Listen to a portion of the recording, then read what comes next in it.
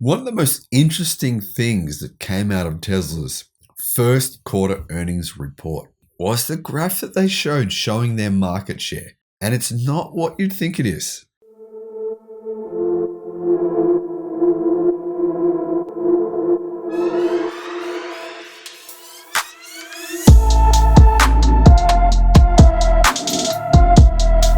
Hello, my friends. Welcome to the channel. I'm the Electric Viking. Great to see you here today. Thank you for subscribing, for supporting the channel, and thank you also for supporting my boys and my personal BMX channel. Well, not just BMX, but it's a bit about us and us having fun. I'll put a link in the description below to their channel. If you could subscribe to their channel for me, that would be amazing. Anyway, Tesla market share. Tesla shared a graphic that shows its market share in three main automotive markets to highlight its actual progress. And this is not market share of EVs. This is just market share of vehicles, period. So when I first saw this, I was like, 2%? They only got 2%? That seems crazy bad. And then I went, this is of the entire automotive market in that country. When you look at it that way, the results are pretty damn impressive. According to industry data, Tesla is consistently increasing its market share despite the volatile global situation in terms of supply chains. But I think by the end of this year, it's going to be really fascinating to see where this chart heads, right? We know it's going to go up. The question is, how much is it going to go up by the end of the year? In Q1 of 2022, Tesla sold 310,000 electric cars. That's 68% more than 1 year ago. That's enough to exceed 2.5% market share in the US and Canada market and 1.5% market share in Europe and in China. In Europe, Tesla appears to have already be closer to 1.8%, while in China they're currently at 1.6%. Which doesn't sound like much, but when you consider the Chinese car market is the biggest car market in the world at around 24 million vehicles sold every year, well, it's pretty good. Now, obviously with 2 new manufacturing plants in Germany and Texas, plus ramping up Tesla Model Y production and doubling the size and the output of their factory in China, and also significantly increasing production at Fremont, well, Tesla has a huge chance to capture a much larger percentage of the global automotive market by the end of this year. They're aiming to sell 1.5 million EVs. Can they do it? Absolutely. I think they can do it. I think they will do it. Really, why do I think they can do it? It all comes down to one thing. That is the fact that they're able to and willing to use lithium iron phosphate batteries. If they weren't, they wouldn't have a chance in hell. And that's why Volkswagen is struggling. That's why everyone else is struggling. Everyone outside of China, that is, that's why they're struggling, because they're limited for the most part to ternary batteries, which are pretty expensive. Nickel's expensive. Cobalt's expensive. It's hard to manufacture.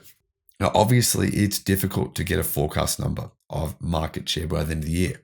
But I think within 2 years, they will have doubled their global market share. Now, for context, Tesla's long-term target is to increase electric car sales on average by 50% year over year and to hit around 10 to 15 million sales in 2030. Now, I know you've all heard the figure 20 million, but that's just Elon Musk saying, this would be a great number. This would be a top end number. That's not really the realistic number, I don't think. He said, we plan to grow our manufacturing capacity as quickly as possible. Over a multi-year horizon, we expect to achieve 50% average annual growth in vehicle deliveries. The rate of growth will depend on our equipment capacity, operational efficiency, and the capacity and stability of the supply chain. Our own factories have been running below capacity for several quarters as supply chain became the main limiting factor, which is likely to continue through the rest of 2022. Clearly, Tesla's immediate focus for everything right now is to scale up production, especially this year. In the coming years, Tesla would like to introduce new vehicles, of course. Next year, we'll have the Cybertruck, hopefully the Tesla Semi, hopefully the Tesla Roadster, and apparently an autonomous taxi as well. Now, the big elephant in the room is this, right? If Tesla is gaining market share, if BYD is gaining market share, if Neo Xpeng, Li Auto, Nita, Hoson, Leapmotor, and many other electric car manufacturers are gaining market share, then who is losing it? Well, pretty clear what's happening in China. Toyota is losing market share. BMW is losing market share. Volkswagen are losing. Audi are losing. Mercedes are losing. Honda is losing. Pretty much all of legacy auto is losing market share in the world's largest automotive market. And as you've seen from the reports in the US as well that I've made on this channel, well, many of those legacy automakers are also losing market share in America. It's happening pretty quickly.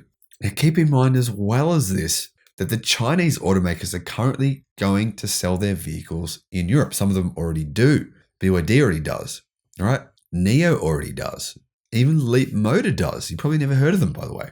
Quite a few different automakers already sell their cars. XPeng just announced their pricing for the EVs in Europe. Sounds a bit optimistic to me, but they'll align that with reality pretty soon, I reckon, if they don't get enough demand. What does this mean? Well, by the end of this year, and definitely by the end of next year, there will have been a massive disruption in the European auto market because companies like Volkswagen are saying, oh, it's great, we've got 400,000 pre-orders for our EVs. But how many people are willing to wait 2 to 3 years for a car when there's possibly an alternative from another automaker, Tesla, or Chinese EV makers, who will be able to supply them much, much more quickly? Now, BMW believes Tesla has no advantage in the market anymore. But I would counter that. I would argue that their advantage is one thing: production. Thanks for watching.